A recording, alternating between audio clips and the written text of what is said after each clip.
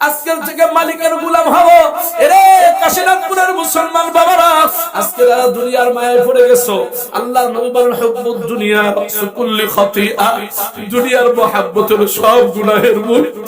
একদিন তোর কবরের ডাক আসবে, না না লাশ বলে ডাক দেবে, চেয়ারম্যান বলে কেউ ডাকবে না, বক্তা বলে ডাকবে না, লাশ বলে বলে ডাক দিতে থাকবে। মসজিদের মাইকে ঘোষণা হয়ে যাবে, নাই নাই চেয়ারম্যান এমপি নাই, নাই অমুক হুজুরটা বয়ান করে এখান থেকে গেল, রাস্তায় অ্যাক্সিডেন্ট হয়ে গেছে, নাই নাই নাই। হেরে আল্লাহর বান্দারা, কোন দুনিয়ার ধোঁকার পিছনে পাগল হইলি? কই আবার আল্লাহর মুহাব্বত একদিনও তো তোমার আমার দিলে লাগে না। আমার মালিক কয় গোলাম রে, প্রতিদিন রাতের বেলা পোশাক পায়খানা চাটলে, পোশাক পায়খানা ফিরে আবার গিয়া তুমি বালিশে মাথা দিয়া ঘুমায়া গেছো। একটা দিন কি তুই গভীর রাতে পোশাক পায়খানা ইস্তেঞ্জা জরুরত ছেড়ে ওযু করে ঘরের কোণে নীরবে নিস্তব্ধে একা একা, কেউ তোরে দেখবে না, ওখানে কেউ নাই, একা একা ঘরের কোনায় যায় নামাজটা বিছায়া দিয়া গুনার কথা স্মরণ করিয়া আমার কুদরতি পায়ের উপরে মুহাব্বতের সিজদা দিয়া চোখের পানি ছেড়ে দিয়ে একবার যদি তুই আমারে বলতি, মালিক দুনিয়ায় অপরাধের গুনাহ করে ফেলছি, আল্লাহ আল্লাহ বেনামাজি হয়ে গেছি, মালিক রে সুদ ঘুষ খায়া ফেলাইছি, মালিক অপরাধ করছি, নাপাক বানায় ফেলছি, শরীরটা হারাম খাইতে খাইতে নাপাক বানায় ফেলছি। তুমি তো ঘোষণা করছো কোন নাপাকিকে তুমি বেহেশতে দিবা না, বেহেশত পবিত্র জায়গা, বলতো পবিত্র আমলদারদেরকে দিবা, আমলের পবিত্রতা যাদের আছে তাদেরকে দিবা। কোন নাপাকি গুনাহগার হারাম দিয়া যাদের রক্ত গোশত তৈরি হইছে তাদেরকে তুমি তোমার জান্নাতে দিবা না। আল্লাহরে ভুল করিয়া ফেলছি, বুঝি নাই, এখন গভীর রাতে আবার বুঝ চলে আসছে রে আল্লাহ, তোর পায়ে সেজদা দিয়া চোখের পানি ফেলা দিছি, আল্লাহরে তুই কি আমার মাফ করবি না? আমার মালিক কয় গোলামরা, আমার আল্লাহ ফেরেশতাদেরকে ডাক দিয়া দিয়া কইতে থাকে, রে ফেরেশতারা তোরা সাক্ষী হইয়া যা, আমার গোলাম দুনিয়ার কোন জায়গায় সেজদা দেয় নাই, আমার গোলাম আমার কুদরতি পায়ে সেজদা দিয়েছে, দুনিয়ার কাউরে খুশি করার জন্য না, গভীর রাতে তারে কেউ দেখবে না, সারা দুনিয়ার মানুষের মাথাগুলো বালিশে, আর আমার গোলামের মাথাটা আমার কুদরতি পায়ের উপরে। আমার গোলাম কান দিয়া দেশে, রে ফেরেশতারা তোরা সাক্ষী হইয়া যা, যেই গোলাম আমার কুদরতি পায়ে সেজদা দিয়া অনুতপ্ত হইয়া গুনার ভয় নিয়া আফসোস নিয়া তওবার নিয়তে চোখের পানি ফেলাইয়া দেশে, রে ফেরেশতারা সাক্ষী হইয়া যা, আমার গোলাম রে জাহান্নামে ফেলাইয়া দেব না। এ আল্লাহর বান্দা বান্দিরা, বাবারে এই জন্য দুনিয়াতে বুঝ তৈরি করেন। আল্লাহ কুরআনুল কারীমের মধ্যে বলেন, ইয়া আইয়ুহাল্লাযীনা আমানু দুখুলু ফিস সিলমি কাফা, হে আমার ঈমানদার বান্দা বান্দিরা পরিপূর্ণ মুসলমান হয়ে যাও। ঘরের মধ্যে এক পাও, বারান্দার মধ্যে আরেক পাও দিয়া কয় হুজুর বলেন তো আমি ঘরে না বাহিরে? আমি বলবো তুমি একটা ছাগল, তুমি ঘরেও না বাহিরে না। আজকে বাবারা যারা দুনিয়ার মায়ায় পড়িয়া, দুনিয়ার মহব্বতে পড়িয়া, স্ত্রী সন্তানের মায়ায় পড়িয়া, টাকার মায়া, ক্ষমতার মায়া, জমি জমার মায়ায় পড়িয়া, বাবারে মাঝে মাঝে নামাজ পড়ো, আবার সুদও খাও, আবার ঘুষও খাও, আবার সিনেমাও দেখো, আবার পর্নোগ্রাফি না দেখলে ঘুম ধরে না। এর যুবক বল না তুই কেমন দরজার মুসলমান? আল্লাহর নবীর সুরত ছিল তোমার মধ্যে নাই, নবীর মাথায় টুপি ছিল তোমার নাই, নবীর মুখে দাড়ি ছিল তোমার নাই, নবীর গায়ে লম্বা সালাত জামা ছিল তোমার নাই। তুমি পছন্দ করো না, তুমি মেচের মতো জীবন সাজাইছো, তুমি নেইমারের মতো জীবন সাজাইছো, তুমি খ্রিস্টান আর ইহুদির অনুসরণ করতেছো। কথা বলেন ঠিক কিনা? আল্লাহু আকবার। বাবারা বুঝনা নিয়া কবরে যাও না, চক্ষু কখন জানি বন্ধ হইয়া যাবে, বুঝনা নিয়া কবরে যাইও না। এ আল্লাহর বান্দা বান্দিরা, এজন্য আজকে এই মাহফিল থেকে নিয়াত করেন, হুজুর কমসে কম নামাজ আর ছাড়বো না, হুজুর দাড়ি রাখার চেষ্টা করব, চেহারা সুরত চলাফেরাটা নবীর মতো বানাবো, দূর থেকে দেখলে যেন আমাকে মনে হয় তুমি মুহাম্মাদের উম্মাহ। কথা কয় না, কথা কয় না, কথা কয় না।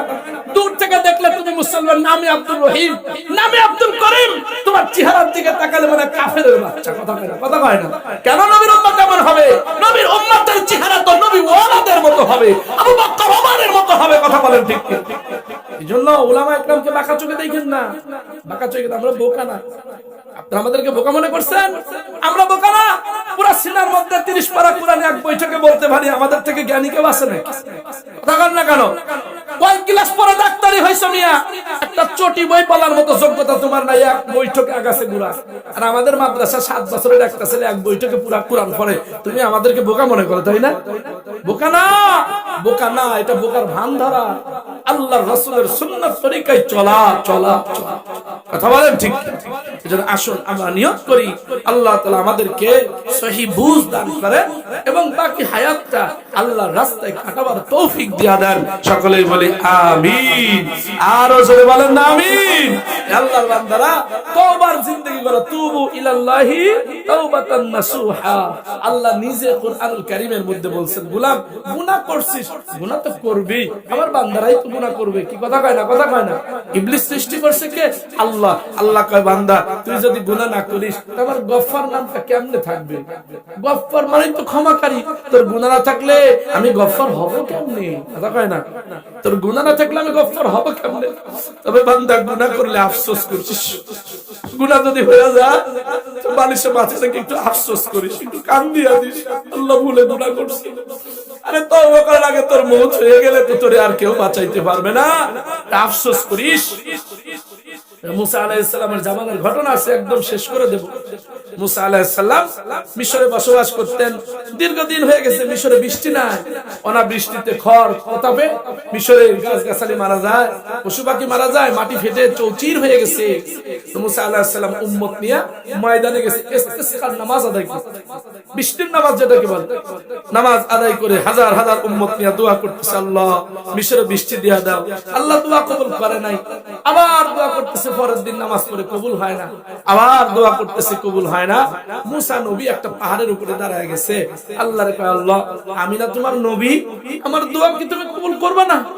আল্লাহ কয়, মুসা আরে তুই তো পয়গম্বর, আমি তো অস্বীকার করি নাই রে মুসা, কিন্তু তোর এই হাজার হাজার উম্মতের মধ্যে এমন একটা গুনাহগার উম্মত আছে 40 বছর একবারও আমাকে ডাক দেয়নি, 40 বছর একবারও একটা নেকের কাজ করে নাই।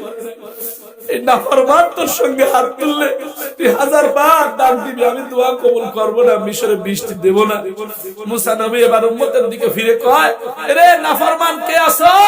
40 বছর ধরে আল্লাহরে ডাকো নাই, তাড়াতাড়ি আমার মজলিস থেকে বের হয়ে যা, তুই থাকলে মালিক দোয়া কবুল করবে না, আর তুই যদি বের না হ তো জিবরাইলকে ডেকে চিহ্নিত করে ঘাড়ে ধাক্কা দিয়ে বের করে দেব। মুসা নবী ঘোষণা দিতে দেরি হয়েছে, আসমান থেকে ঝুপ ঝুপ করে বৃষ্টি শুরু হয়ে গেছে। মুসা কয়, মালিক কই আমার একটা উম্মত তো বের হইতে দেখি নাই, তারপরেও কেন বৃষ্টি দিলেন? আল্লাহ কয়, মুসা রে তোর যে উম্মতের জন্য বৃষ্টি বন্ধ রাখছিলাম ওই উম্মতের মায়ায় পড়ে বৃষ্টি দিয়া দিছি। মুসা কয়, মালিক ভাঙ্গিয়া কোন বুঝলাম না। আল্লাহ কয়, মুসা রে তুই যখন ঘোষণা দিলি আরে আমার উম্মত নাফরমান 40 বছরে একবার আল্লাহরে ডাকো নাই, তাড়াতাড়ি বের হয়ে যা।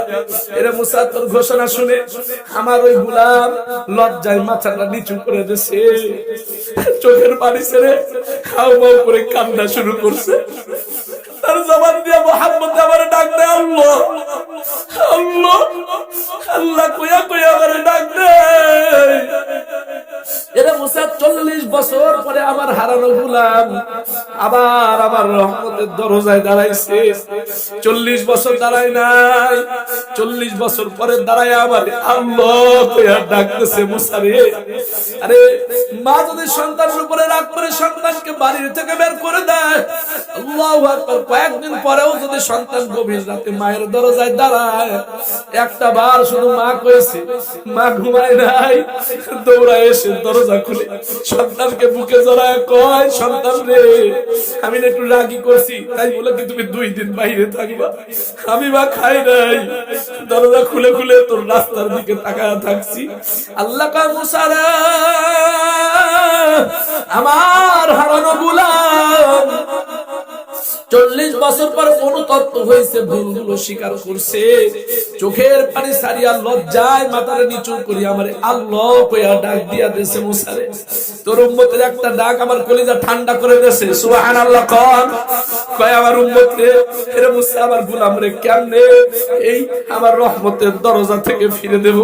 আমার রহমতের দরজা থেকে আমার গোলামকে ফিরে দিলে আমি মালিকের রহমানগিরি থাকবে না, আমি মালিকের গফফারগিরি থাকবে না। এরে মুসা তোর উম্মত অনুতপ্ত হয়ে এক ডাক দিছে, এক ডাকের মহব্বতে আমি 40 বছরের গুনাহ মাফ করে দিছি। এরে নবীর উম্মতেরা,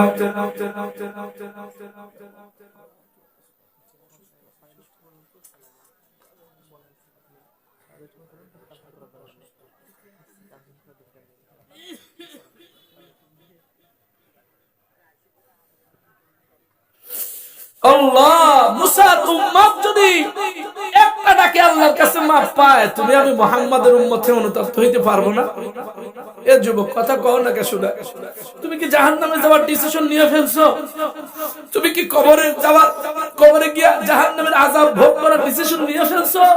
তাহলে তুমি কেন ফিরতে পারতেছো না শোনা? এরে নবীর উম্মতরা কেন ফিরতে পারতেছো না? কেন তোমার চেহারাটা আলীর মতো হবে না? কেন বেলালের মতো গোলাম হইতে তোমার মনে জাগে না? কেন তুমি খেলোয়াড় আর নায়ক নায়িকার জিন্দেগিকে এত পছন্দ করছো? কেন তুমি এটা করলা? বুঝ তৈরি করার নাম হলো ঈমান। কথা কয় না? এই বুঝ তৈরি করার নাম কি? এই বুঝ তৈরি করার নাম হলো ঈমান। আর এই ঈমানের বুঝ দেওয়ার নামই হলো ওয়াজ মাহফিল। কথা কয় না? এখন তো ওয়াজ মাহফিল মানে হাসি তামাশা, এখন ওয়াজ মাহফিল আর আগেকার কৌতুক নকশায় খুব একটা পার্থক্য নাই। অনেক জায়গাতে ওয়াজ মাহফিলে গিয়ে যে মানুষ মজা পায়, বর্তমানে যাত্রায় গিয়েও একই মজা পায়। কথা কয় না? হাসা হাসি তামাশা কৌতুক নকশা এগুলো দিয়া দিয়ে ওয়াজ মাহফিল শেষ। ইমানদারদের পরিচয় হয় ওয়াজের মাহফিলে, বুঝতে আল্লাহ বুজুর্গদের সোহবতে, আল্লাহ ওয়ালাদের সোহবতে। কথা বলেন ঠিক ঠিক? এজন্য আল্লাহ তাআলা একটা কথা বলে দিয়েছেন, আল্লাহর নবী হাদিসের মধ্যেও বলেছেন। আল্লাহ নবী হাদিস শরীফের মধ্যে বলেন, এরে আমার উম্মতরা যারা ফিরতে চাও, গুনাহ ছাড়তে চাও, তাদের একটা ঔষধ আর পরীক্ষা আমি বলে দেই। আপনারা কি শুনবেন? একটা ঔষধ কি বলবো? আমি বলি না, আল্লাহর রাসূল বলেন। আমি শুধু আপনাদের নকল করে শোনাবো। আমল করবেন তো? আমল না করলে তো ওষুধ বলে প্রেসক্রিপশন লিখলাম, ওষুধ খাইলেন না, তো লাভ হইল কি? ভালো হওয়া তো লাগবেই, ভালো না হয়ে তো কবরে যাওয়া যায় না। কথা কয় না? আল্লাহর রাসূল বলেন, উম্মত প্রতিদিন তুমি কমসে কম 20 বার মৃত্যুকে স্মরণ করবা। যদি 20 বার প্রতিদিন মৃত্যুকে স্মরণ করতে পারো, আমি নবী বলে দিলাম তুমি বিনা হিসাবে জান্নাত। সুবহানাল্লাহ। রাসূল কোন কয়বার যদি বলে মৃত্যুকে স্মরণ করেন তো জি হুজুর মরাই তো লাগবে, মারা তো যাবই, এখন স্বীকার করে মারা লাগবে।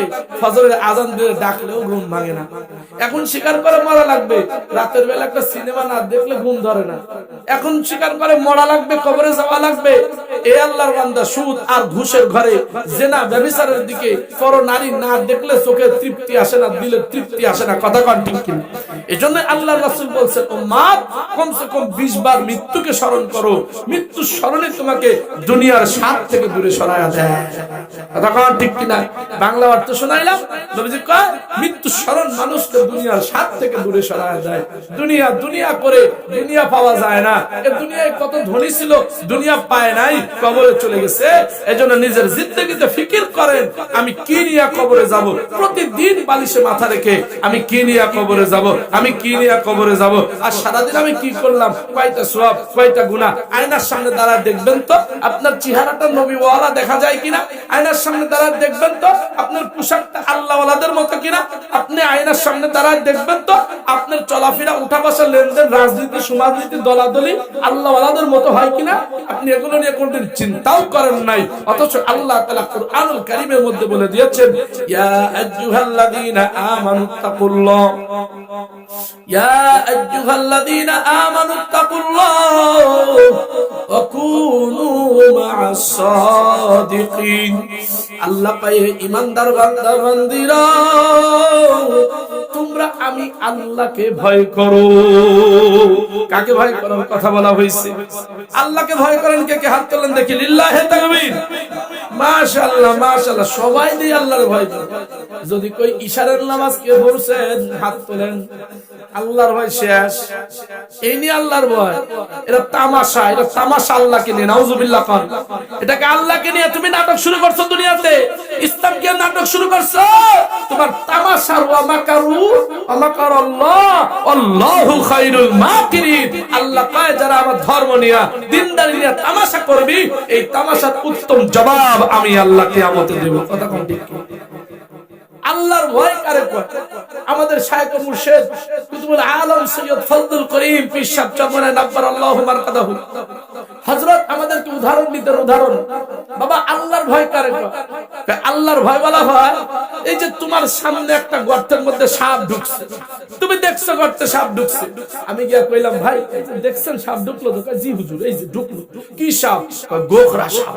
কয় তাহলে একটা কাজ করেন, এই না 1 লক্ষ টাকা, এটা আপনার হাতে দিলাম, আপনি গর্তে 10 মিনিট একটু হাত দেবেন। কেউ কি রাজি হবেন? কথা কয় না। কেন রাজি হবেন না? কেন? 1 লক্ষ টাকাও হবে না, 5 লক্ষ টাকা? হুজুর টাকা দিয়া করবো কি? সাপ কামড় দিলে তো মারা যাবো। কথা কয় না। কথা কয় না। বাঘের খাঁচার সামনে চিড়িয়াখানায় গেছে, ভাই এই যে দেখছেন চিড়িয়াখানা রয়্যাল বেঙ্গলটা? জি হুজুর।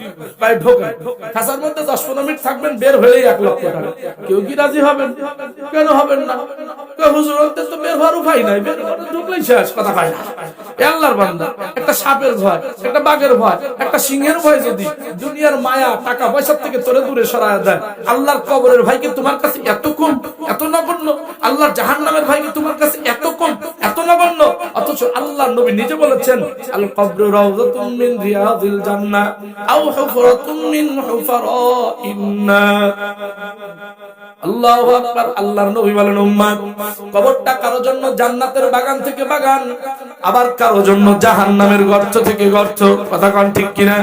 আল্লাহ কোরআনে বলেছেন, ফারিকুন ফিল জান্নাহ ওয়া ফারিকুন ফিস সাঈর। আল্লাহ বলেন, এর দলের পাগলেরা 14 দল আর 20 দলের পাগলেরা কি করে? দল নিয়েই তো মারামারি।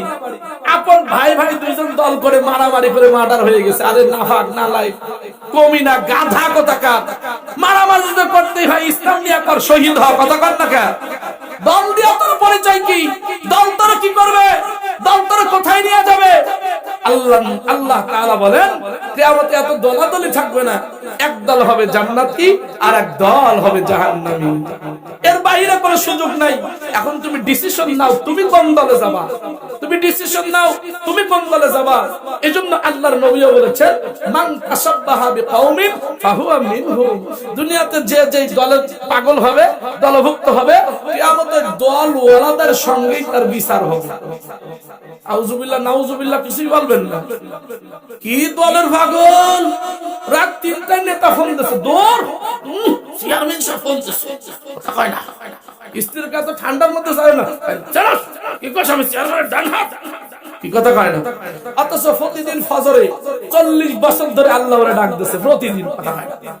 40 বছর আল্লাহ ওরে ডাকতেছে, হাইয়া আলাস সালাহ হাইয়া আলাল ফালাহ। নাফরমান সারা দেয় না।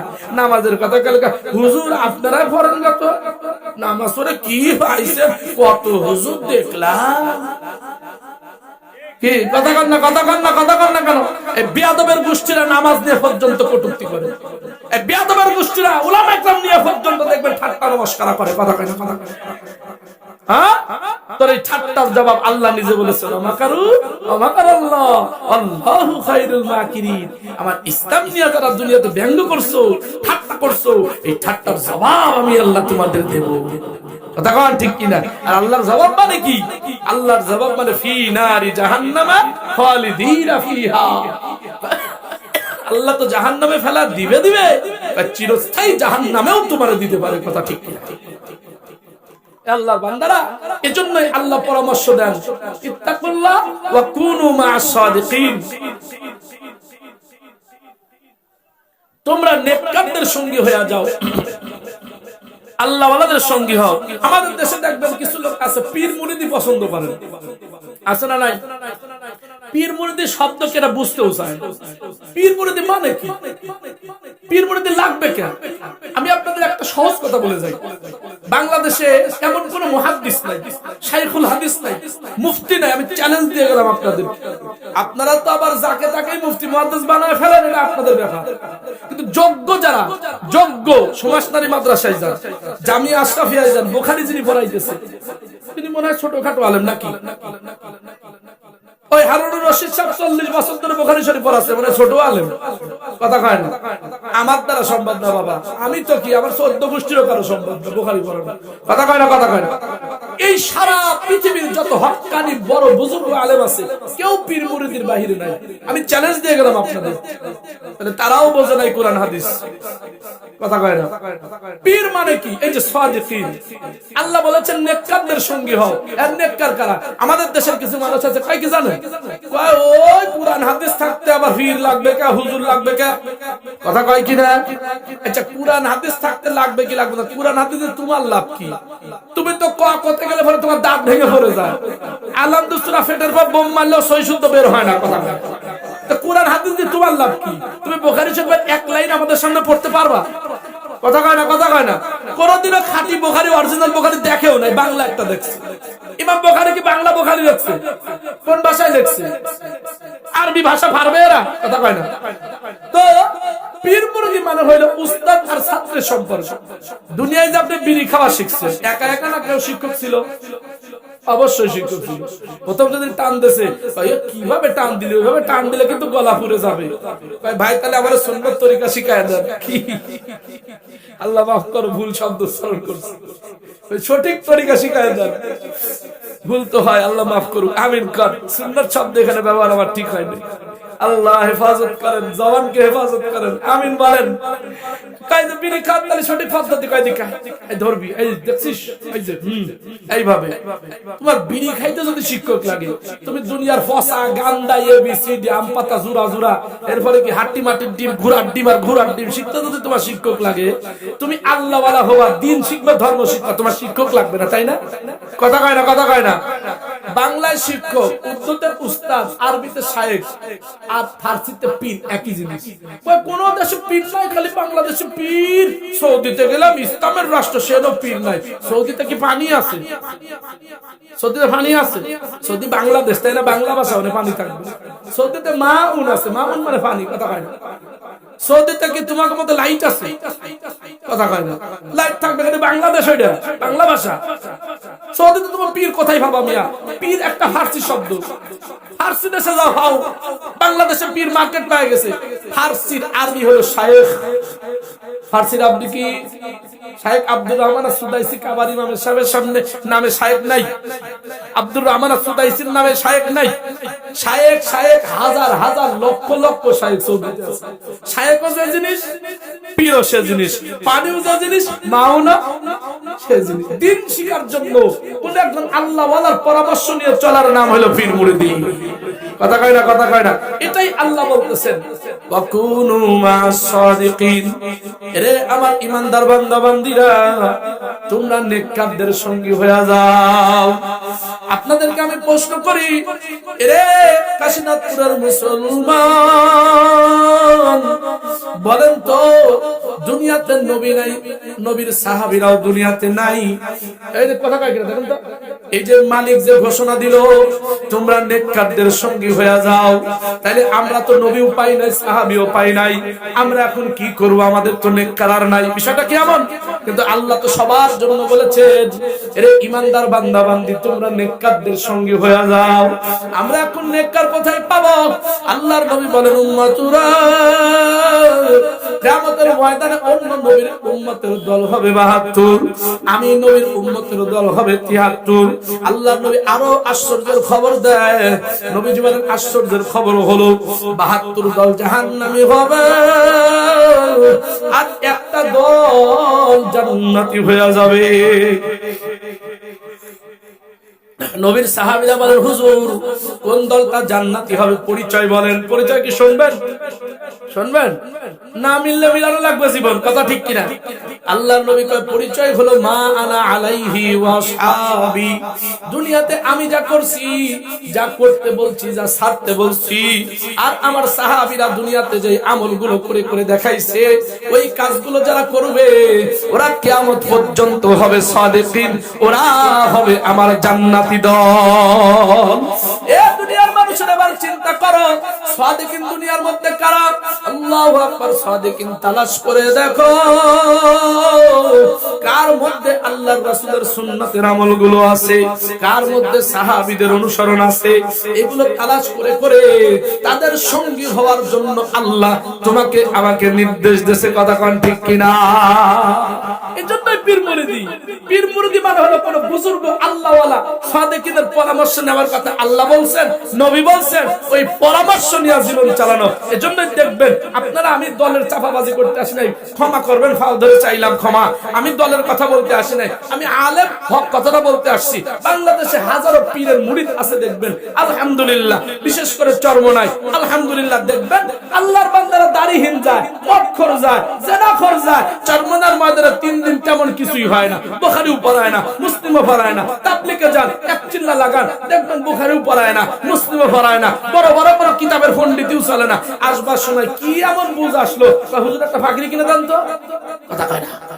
হুজুর দাড়ি আর কাটবো না। আমি আমার এই ছোট্ট হায়াতে চরমনার বাজারে কয়েকশো প্রমাণ দিতে পারবো। এই পাবনা জেলায় দুর্ধর্ষ রকমের খুনি ছিল, দুর্ধর্ষ রকমের মদখোর ছিল, আমার সঙ্গে পরিচিত আছে। চরমনার ময়দানে গেছে, একদিন কোন রকম বয়ান শোনেই নাই।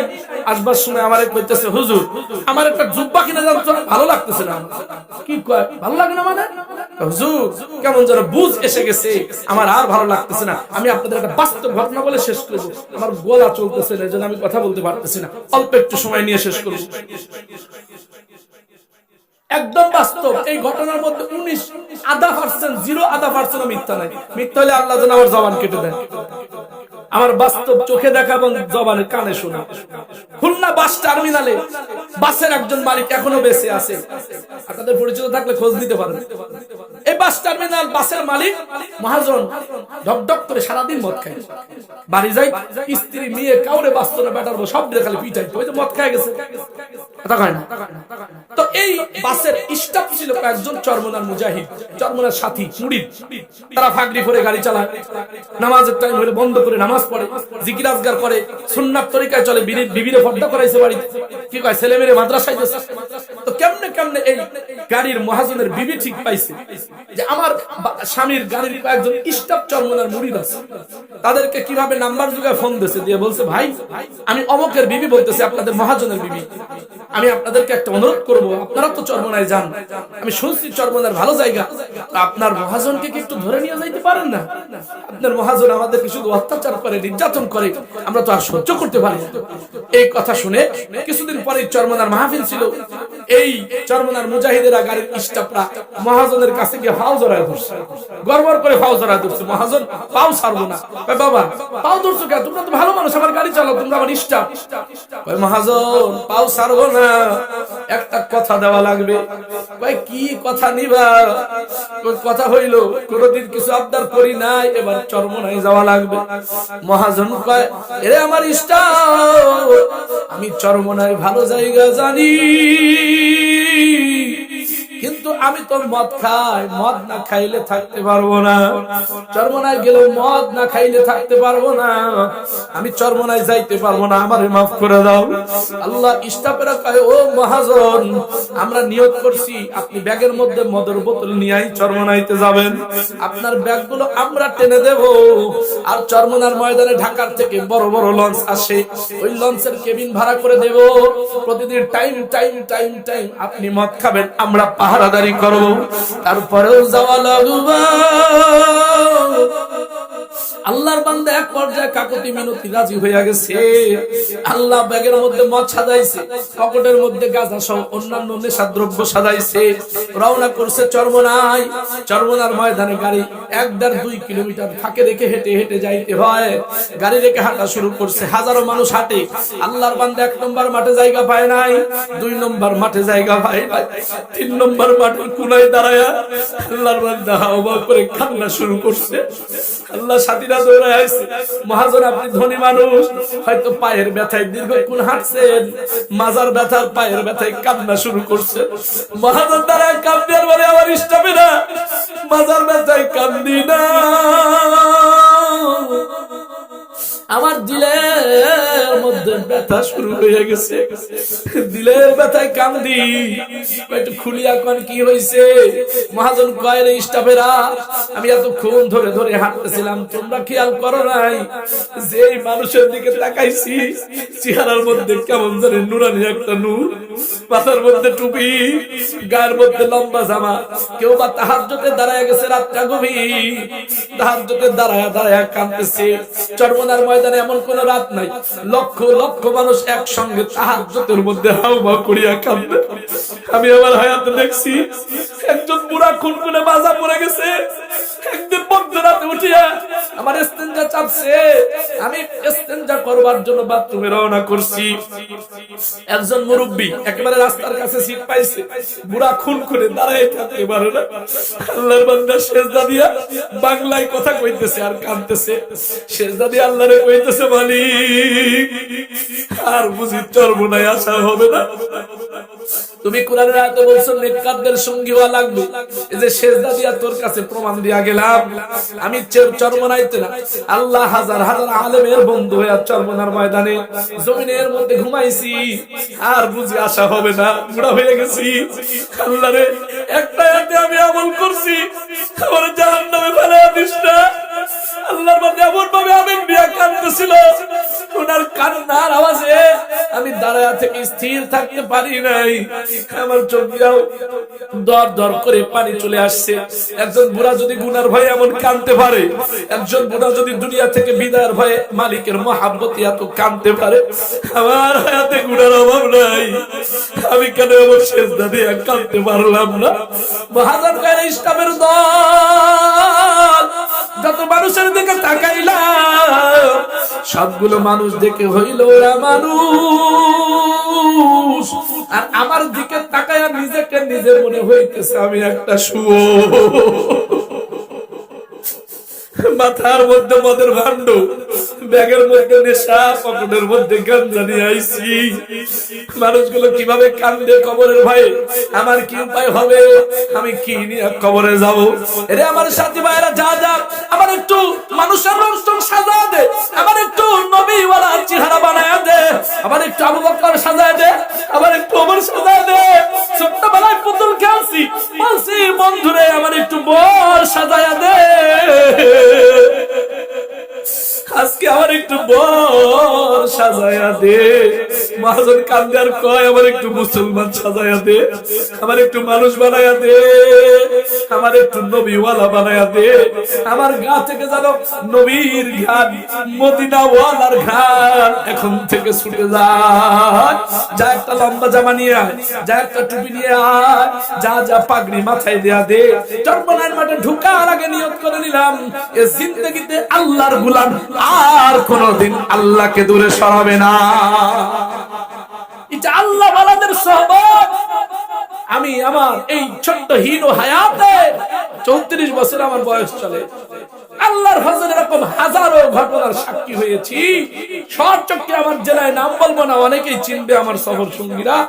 5 বছর আগেও প্রতিদিন শহর থেকে ঈশ্বর দিতে যাইতো মদ খাইতে আমাদের এলাকায়, দামি হুন্ডা নিয়ে। বড় লোকের ছেলে কার ডাকে কোথা থেকে চরমনাই গেল, এসে আমাদের সঙ্গে পরিচিত হয়ে কয়, হুজুর জীবনে মনে হয় যা হায়াত গেছে সবই নষ্ট করে ফেলেছি, আল্লাহ বলা তো হইতে পারি নাই। আল্লাহ তো কিয়ামতের যৌবনের কথা আগে জিজ্ঞাসা করবেন, যৌবনটা ধ্বংস করে দিয়েছি মদ, নারী, টাকা, জুয়া, নেশা দ্রব্য, সুদ আর ঘুষের মধ্যে। আমার হায়াতে আমি আল্লাহ ওয়ালা হইতে পারি। এজন্য আল্লাহর বান্দারা আসুন আল্লাহ ওয়ালা হওয়ার চেষ্টা করেন। ওয়া কুনু মা'আস সাদিকিন, নেককারদের সঙ্গী হন, নেককারদের সঙ্গে সময় দেন, আল্লাহ ওয়ালা হওয়ার নিয়ত করেন। এমন দেশ থেকে নিয়ত করে যান এত কোনো মানুষকে সাক্ষী রেখে নামাজ আর ছাড়বেন না। কেন কেন পারবো না? আরে সারা দিন 24 ঘন্টা সময় আল্লাহ তোরে দেশে, রাত দিন সারা দিন দোকানদারি করো, চায়ের দোকানদারি করে দাঁড়ায় সারা দিন মাজা লাগে না? কথা কয় না, কথা কয় না?